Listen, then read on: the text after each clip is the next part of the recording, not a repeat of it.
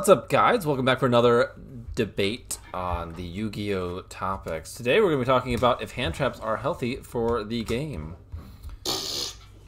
All right, I shall claim victory in this debate. Since you are so confident in your abilities, Dave, I will give you the floor, and you have 1 minute to make an opening statement. All right, I will be debating that hand traps are unhealthy for the game. Scrub. So you will never be able to handle my absolute casual tier argument you're about to get. All right, I await on bated breath. Hand traps are bad. Okay. Seems like a dumb argument. All right, let's go.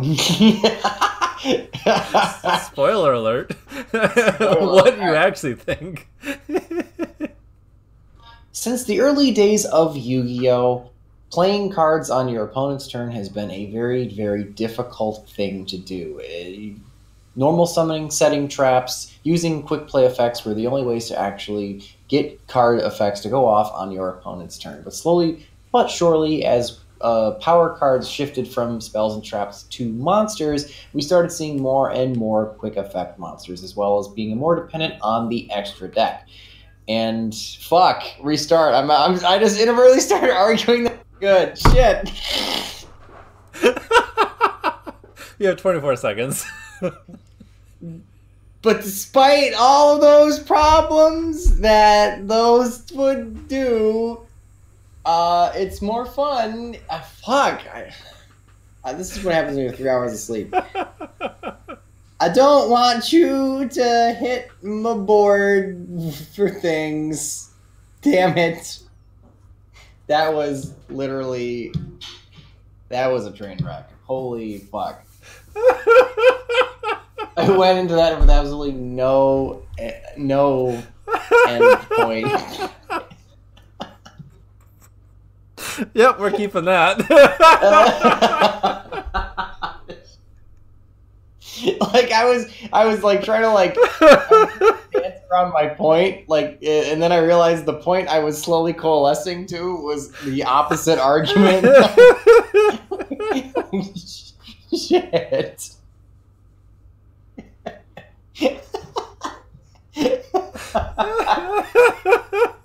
All right. I set the limbo stick as low as possible, Ryan. Thank you. I appreciate your your thoughtfulness. Thanks for punting, Dave.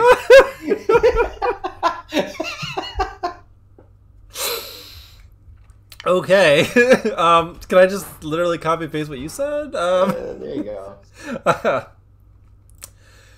All right. So basically, with the current way that the game is, if you go first, you have a huge advantage. And as Dave was saying, the only way before that you could really interact with your opponent on their turn was if you had a quick play spell or a trap. That means going first and setting it. So they would really limit it on how you could interact with your opponent going second. I think that the hand traps are definitely necessary to kind of even the playing field. So if you lose a die roll and you have to go second, you at least have some way of slowing your opponent down so they don't make a absolute nuts board with tons of negates or even like an extra link nowadays. That interaction is something that if played right and it done at the right time is extremely healthy and extremely skillful and very good for the game of Yu-Gi-Oh. Did you say Yugioh like that just to use your time up? Yes, I did. Okay, I understand.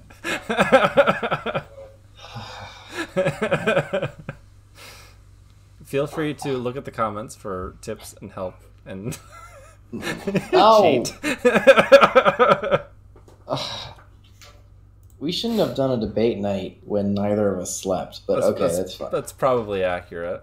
That's fine. All right.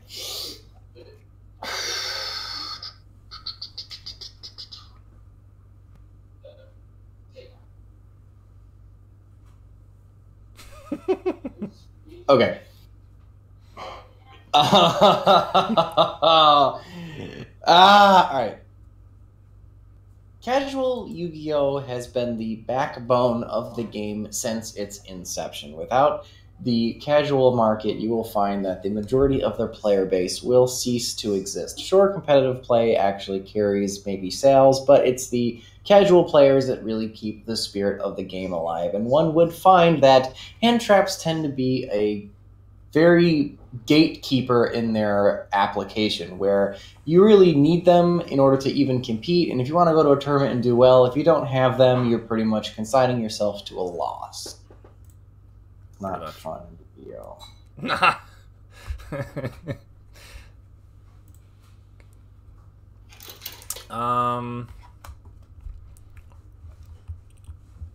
This is your weird fish meat, Dave?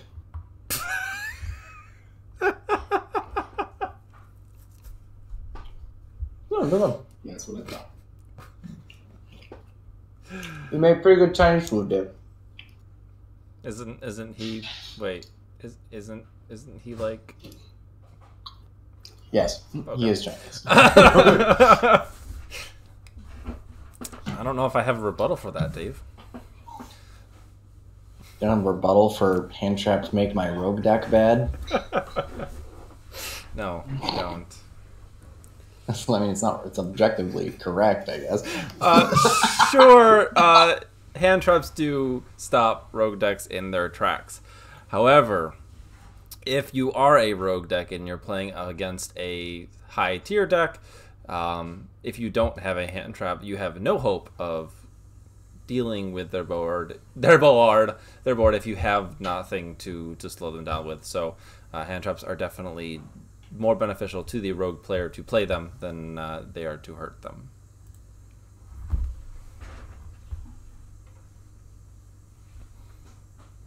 Oof. Okay. This is my rebuttal to your rebuttal? Yee. I feel like this is... Okay. Alright. Alright, I just gotta channel my casual scrub. A lot of people are talking about Mech C, so if you want to bring that into your argument. I'm not gonna cheat and look at the comments. Fuck, I'm not talking about Maxi. Here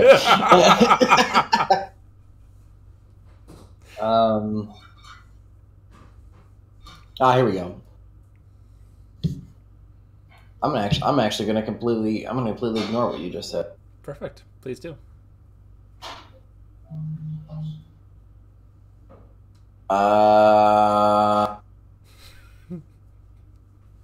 Besides the inclusion of Ash Blossom in the latest Salamangreat structure deck, you would find that most of the viable competitive hand trap cards are actually quite expensive or on the ban list, a la Maxi. This creates a massive price point for entry, so if you do want to compete at a competitive level, you will find that those Droll and Lock birds that are so very good right now are completely out of your price range because all they ever do is get reprinted at extremely low pull ratios. That's time. Yeah, that's the argument, Dave. That's what we were looking for. Good talk. Good talk. Okay, so my closing argument.